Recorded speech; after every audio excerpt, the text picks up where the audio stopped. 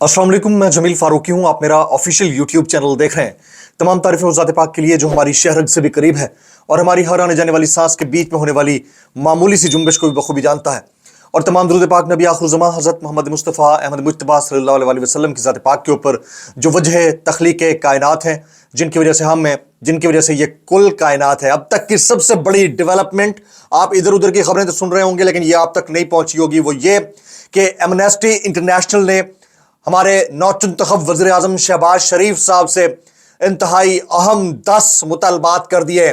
10 pointers agenda, 10 pointers list रख दी है जिसमें बड़े अहम मुतालबात शामिल हैं। उसकी डिटेल्स क्या हैं वो डिटेल्स मैं आपके साथ शेयर करने लगा हूं। इसके अलावा शेर अफजल खान मरवत ने, ये तसद्दुक जिलानी साहब जिन्हें 6 जजेस के मामले की तहकीकात के लिए सरबराह मुकर्रर किया गया है कमेटी का, उनकर अदम एतमाद का इजहार कर दिया है, वो डिटेल्स क्या है। इसके अलावा एक व्हाट्सएप ग्रुप बनाकर मुहिम चलाने की नवीद सुनाई है शेर अफजल मरवत ने।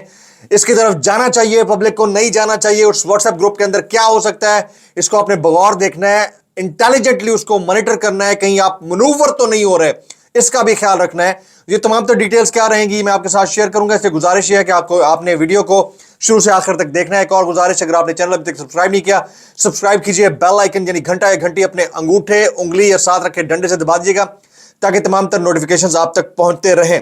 एमनेस्टी इंटरनेशनल ये इंसानी हुकूक के हवाले से इंतहाई अहम एक ऑर्गेनाइजेशन है।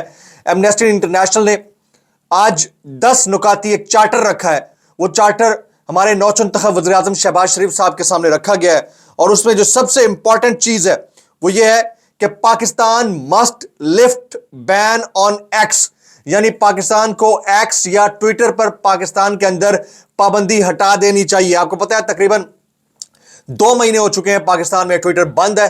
पाकिस्तान में ट्विटर सिर्फ वीपीएन के जरिए एक्सेस किया जा सकता है। तो एमनेस्टी इंटरनेशनल की इस वक्त जो सबसे इंपॉर्टेंट टारगेट पॉइंट है जो उन्होंने शहबाज शरीफ साहब के सामने रखा है, यानी इस गवर्नमेंट के सामने रखा है, वो ये है कि आप एक्स और ट्विटर के ऊपर पाबंदी को खत्म करें। दूसरा, stop making laws for silencing the voices of the dissent, यानी तमाम तर जो कवानीन वो पिसे हुए तबके को दबाने के लिए, उनकी आवाज दबाने के लिए बनाए गए हैं, उनको खत्म किया जाए। इस तरह के कवानीन को मजीद भी ना बनाया जाए, ये पॉइंटर रखा है। ये बड़ा इंपॉर्टेंट पॉइंट है, इसको समझने की जरूरत है। उसके अलावा एंड एनफोर्स्ड डिसअपीयरेंसेस, माजी में पाकिस्तान में देखा गया है कि मुख्तलिफ शुबहा जिंदगी से ताल्लुक रखने वाले अफराद, चाहे उनका ताल्लुक पंजाब से हो, कराची में सिंध से या फिर बलूचिस्तान के अंदर से हो, उनकी जबरी गुमशुदगी होती रही है, जिसके ऊपर मीडिया के, मेन स्ट्रीम मीडिया के लोग आवाज उठाते रहे हैं। इस्लामाबाद के अंदर प्रेस क्लब के सामने इतने दिनों तक एक धरना दिया जाता रहा है। इसके अलावा सहाफियों की गुमशुदगियां, उनकी गिरफ्तारियां, उसके बाद उनकी रिकवरी, ये तमाम मामलात होते रहे हैं। तो एमनेस्टी इंटरनेशनल इंसानी हुकूक के हवाले से काम करने वाली एक तंजीम है। उसने नई हुकूमत के सामने यह मामला भी रखा है कि आप एनफोर्स्ड डिसअपीयरेंस के मामले को भी खत्म करें, स्टॉप करें, अब यह बहुत हो गया है, यह वाली बात कही गई है। And stop trial of civilians in military courts, यह भी एक पॉइंटर है एमनेस्टी इंटरनेशनल के इस 10 पॉइंट्स चार्टर का कि मिलिट्री कोर्ट्स के अंदर, यानी कि वो अदालतें जो मावराए आइन और कानून हैं, तमाम तर आइनी और कानूनी माहिरीन के मुताबिक, उसमें सिविलियन के ट्रायल को बंद किया जाए। अभी बाज लोगों के ट्रायल इसके अंदर हो भी रहे हैं। Amnesty gave 10 points human rights charter for Pakistan to the government of mister Shahbaz Sharif. अच्छा, अब इसमें और क्या क्या चीजें हैं मैं चाहूंगा कि वो डिटेल भी आपके सामने शेयर करूं, बड़ा इंपॉर्टेंट है।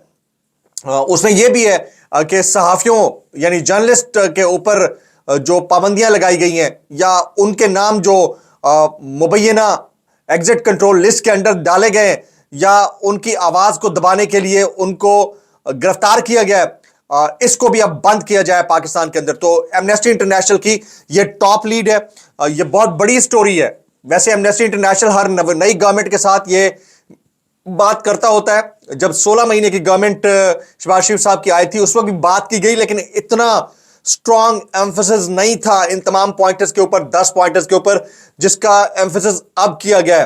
तो इसके ऊपर हामिद मीर साहब ने भी कुछ देर पहले एक ट्वीट किया है। وہ کہتے ہیں کہ ایمنیسٹی انٹرنیشنل نے اپنا 10 پوائنٹ چارٹر رکھ دیا ہے حکومت کے سامنے, اور حکومت کو یہ زور دیا گیا ہے کہ آپ ان معاملات کے اوپر قطعی طور پر صرف نظر نہ کریں اور اس کا خیال رکھیں, خاص طور پر جو ہیومن رائٹس وائلنسز ہیں یا پھر آوازوں کو دبانے کا سلسلہ ہے یا پھر صحافیوں کی جبری گمشدگی یا گرفتاریاں ہیں, ان تمام معاملات کے اوپر آپ خیال رکھیں کیونکہ یہ معاملہ اب مزید بڑھ بھی سکتا ہے. اب آ جاتے ہیں اگلے پوائنٹ کی طرف. اگلا پوائنٹ ہے ہمارا شیر افضل خان مروت صاحب. شیر افضل خان مروت صاحب نے ایک واٹس ایپ گروپ تشکیل دے دیا ہے. انہوں نے ایک ٹویٹ کیا ہوا تھا کہ میں نے ایک واٹس ایپ گروپ تشکیل دیا ہے, اس واٹس ایپ گروپ کے اندر تمام پاکستانی شامل ہو کر انہیں ڈائریکشنز دے سکتے ہیں, کہاں کمیاں کوتاہیاں ہیں اس کو ٹھیک کیا جا سکتا ہے اور کہاں پر معاملات کی نشاندہی کر کے ان کو کاؤنٹر کیا جا سکتا ہے. بظاہر ایک اچھا کاز نظر آتا ہے, بظاہر یہ بہتر فعل نظر آتا ہے. اس سے پہلے اس طرح کی ایکٹیویٹی پاکستان تحریک انصاف کے official P T I level کے اوپر ہوتی رہی ہے.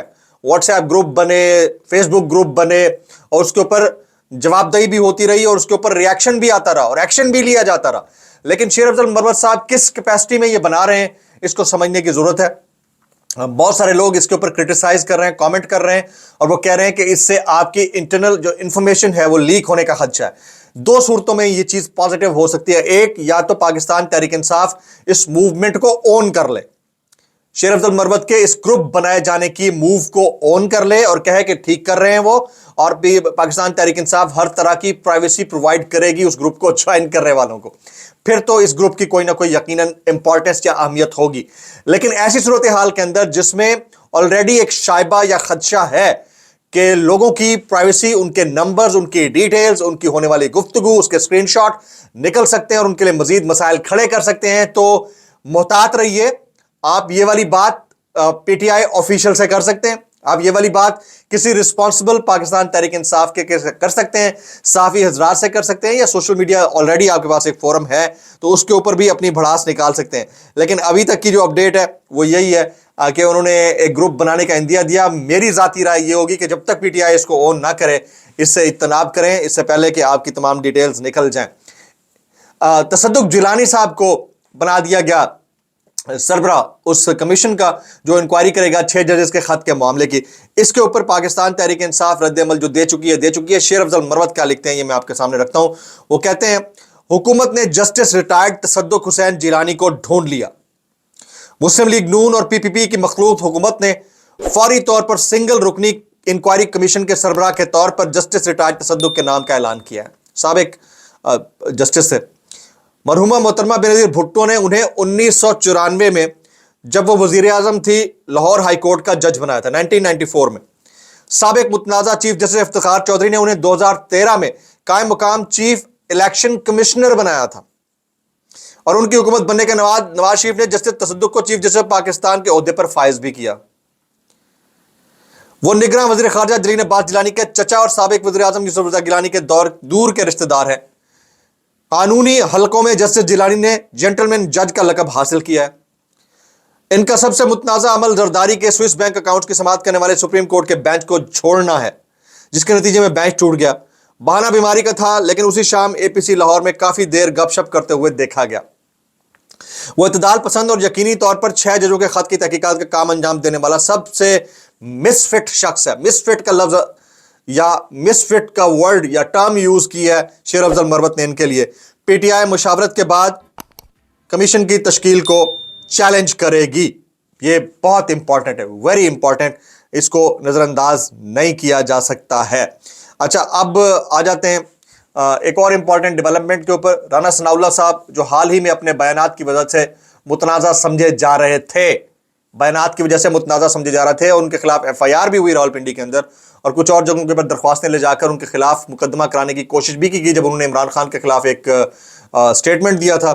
ابھی اپڈیٹ یہ ہے کہ رانا ثناء اللہ کو پنجاب میں اہم ذمہ داری دینے کا فیصلہ کیا گیا. پنجاب میں رانا ثناء اللہ کو امپورٹنٹ ذمہ داری دینے کا فیصلہ کیا گیا ہے, اور سابق وزیر داخلہ رانا ثناء اللہ پنجاب میں اہم ذمہ داری پانے والی ایک شخصیت ہو سکتے ہیں.